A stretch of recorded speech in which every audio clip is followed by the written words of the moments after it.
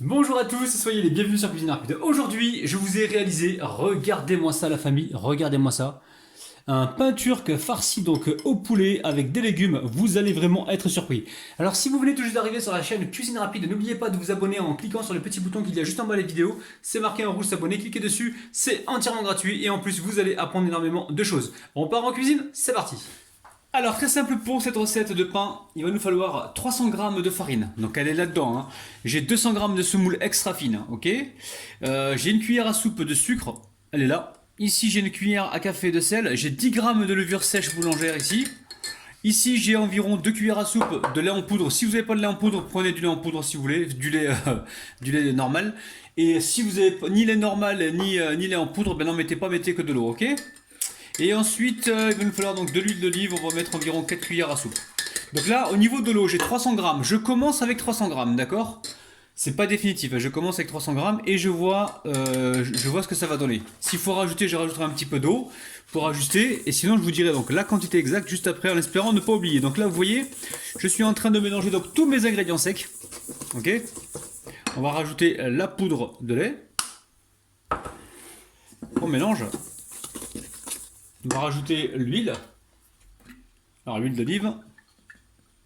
Je peux mettre 4 cuillères à soupe, hein, d'accord? Ou 3 cuillères à soupe, hein, ça marche aussi. Hein. Et là je mélange donc ma préparation à base d'eau tiède et de levure sèche boulangère. Donc 10 g de levure sèche boulangère. Hein. Dans un premier temps, je mélange donc tous ces éléments. Je vois ce que ça donne et ensuite je vais partir au robot. On va pétrir donc cette pâte pendant environ 3-4 minutes. Si vous le faites à la main, faites-le pendant ces 5 minutes, ok? Et là, le fait de faire ça, ça nous permet justement de ramasser toute la farine qu'il y a au fond de la cuve, ok? Je pense que 300 grammes de farine, ça devrait, 300 grammes d'eau tiède, c'est bon, les amis. Hein. Ouais, là, je vois ça, je vois que 300 grammes d'eau tiède. Donc pour cette recette, mettez bien 300 grammes d'eau tiède, ok? Allez, on part au robot. Allez, on pétrit. Donc ça y est, j'ai pétri pendant 3 minutes.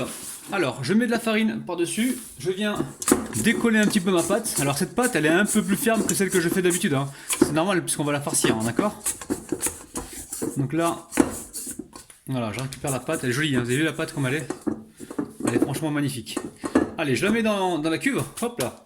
Je remets une assiette par-dessus et je laisse reposer comme ça. Il faut que ça double voire triple volume pendant environ 1 heure et demie, ok? Alors, très simple, pour réaliser cette recette, il va nous falloir un beau filet de poulet que j'ai coupé en petits cubes, du thym, une belle branche de thym, 2 cuillères à soupe de ketchup bio. Ici, on prendra de l'huile d'olive, environ 4 cuillères à soupe, un demi-poivron orange, un demi-poivron vert, un demi-poivron rouge. J'ai ici un oignon et 2 tiges d'oignon vert. Si vous n'avez pas de tiges d'oignon vert, c'est pas grave, n'en mettez pas, mettez que l'oignon, ok?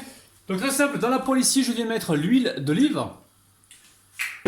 Et aussitôt, on va mettre donc les légumes avec le poulet, ok?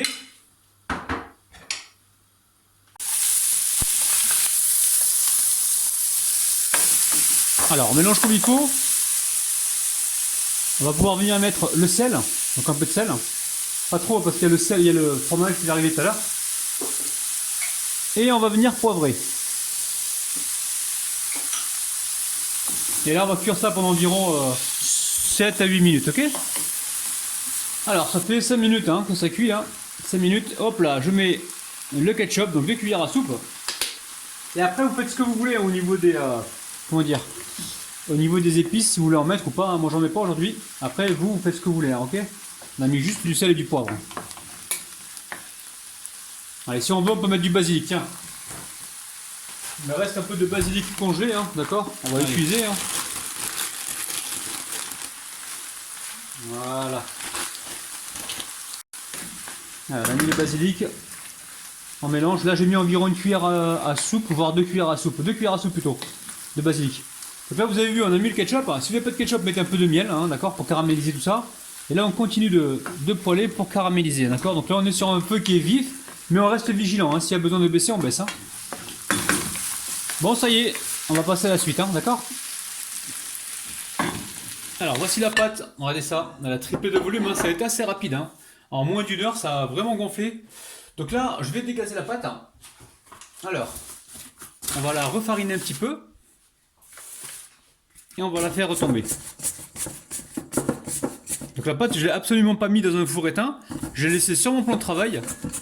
Et voilà, elle a gonflé assez rapidement. Ok? Alors, dégage bien comme il faut.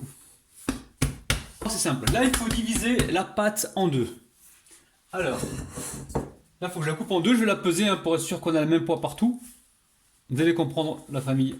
C'est tout simple. Alors là, on a quoi? On a environ 427 grammes. Il y avait 3 grammes tout à l'heure, donc on peut dire qu'on est à 424. 424.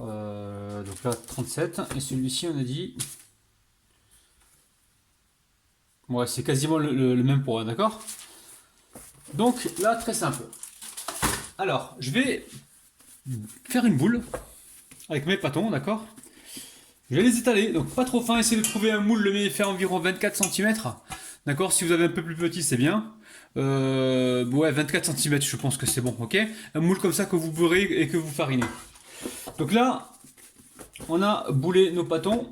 Et on va les étaler. Donc on va les étaler, on n'a pas besoin de remonter sur les bords là, d'accord? Ce qu'on va faire, on va étaler pour avoir donc la forme du rond au fond. Et on va presser comme ceci, je vais vous montrer, c'est ultra facile. Allez, je récupère de la farine. Donc les deux pâtons doivent faire le même poids, ok?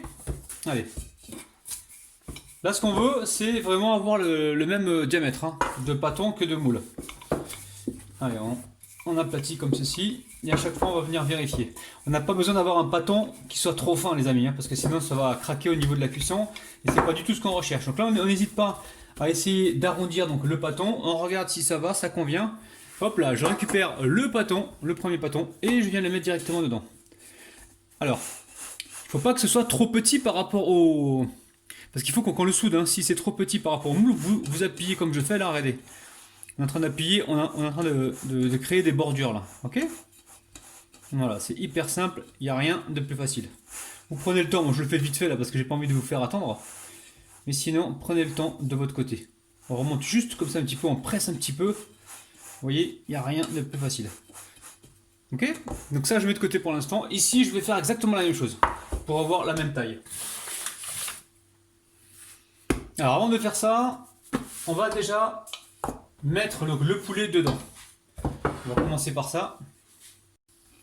Ouais, je remonte légèrement là, parce que j'ai envie de réussir mon truc là. Ok? Allez. On va peut-être faire un truc là. Quelques trous, hein.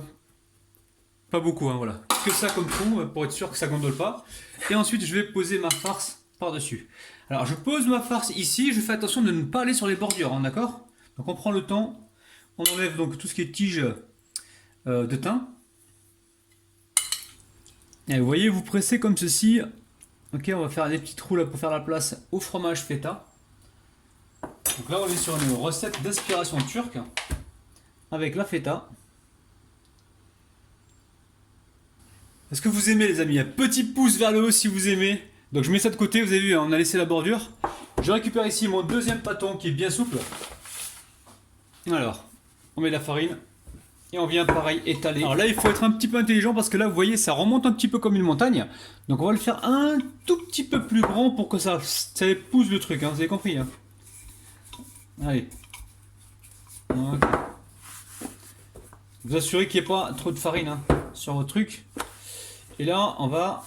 Allez, on va venir le déposer par-dessus. Alors juste avant, alors Amilou s'il te plaît, reste concentré.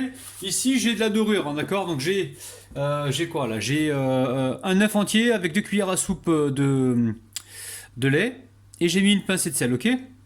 Donc là l'idée c'est de badigeonner le contour, mais sans forcément aller sur la bordure, hein. Sinon ça va brûler, c'est pas intéressant sinon. On va juste voilà, humidifier légèrement pour que ça colle. Même si on n'humidifie pas, normalement ça devrait coller, mais par mesure de sécurité, voilà. Je humidifie légèrement. Ok. Alors, je récupère ici ma pâte. Je prends le côté le plus lisse, et là c'est le moins lisse, donc on le met en dessous. Et là, je viens mettre ça par-dessus comme ceci. Ok. On prend le temps, hein. Hop. On essaie de bien viser. Et là, on va récupérer donc notre spatule et on va légèrement appuyer comme ceci. Ça va se souder tout seul, vous allez voir. Et ensuite, on vient comme ça appuyer pour, encore une fois, épouser la forme. C'est la saison du mariage, les amis, là.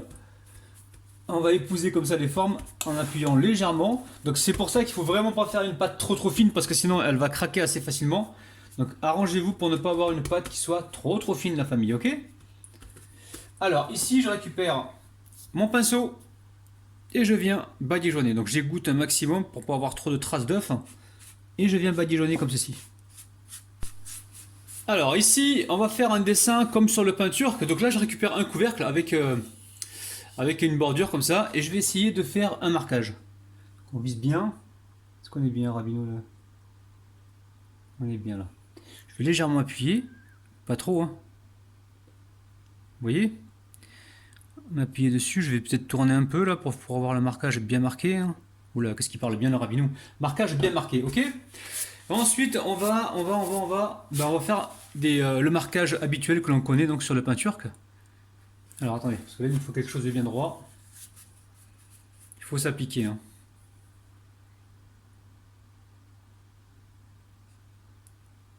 Ouais, ça le fait. Je pense, je dis ça le fait, mais je sais pas, hein. On continue.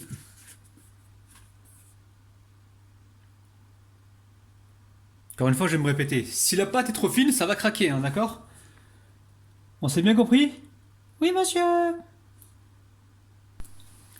Et après, on part en cacahuète, en losange, pardon. On va partir comme ça.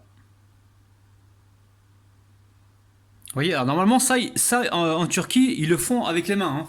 D'ailleurs, ils font ça super bien. Donc moi, aujourd'hui, j'ai décidé de le faire comme ça. Maintenant, à vous de voir, hein, si vous préférez le faire comme ça ou le faire directement à la vraie tradition, donc à la main. Alors, vous trouverez sur ma chaîne une recette de pain turc où j'ai réalisé justement un pain comme ça, mais pas farci, où justement j'ai fait le décor à la main. Bon, c'est pas aussi bien fait qu'en Turquie, mais bon, ça le fait quoi. Moi aussi, je prends un pic. Alors, je sais pas si je dois le faire ou pas. Je vais quand même le faire parce que j'ai peur que ça ne gondole pendant la cuisson. Et je vais faire voilà, des petits trous comme ça. Hop, pas beaucoup. Pour être sûr que voilà. Pour être sûr que la vapeur, elle sorte, ok? Allez, direction le four, donc il chauffe à 190 degrés, voire 100, voire 200 degrés, faudra surveiller. Et on est parti certainement pour une cuisson d'environ, moi je dirais peut-être 20-25 minutes, faudra surveiller, je vous dirai donc le temps exact juste après. Bon, ça a cuit pendant environ 25 minutes, hein, donc toujours à 190 degrés. Là, ça vient de sortir du four, la texture m'indique que je peux le démouler tout de suite. Alors, on va le faire tout de suite, vous voyez. On va peut-être le nettoyer un petit peu avec la brosse. Allez, on prend la brosse comme ça, on nettoie la farine, le surplus de farine.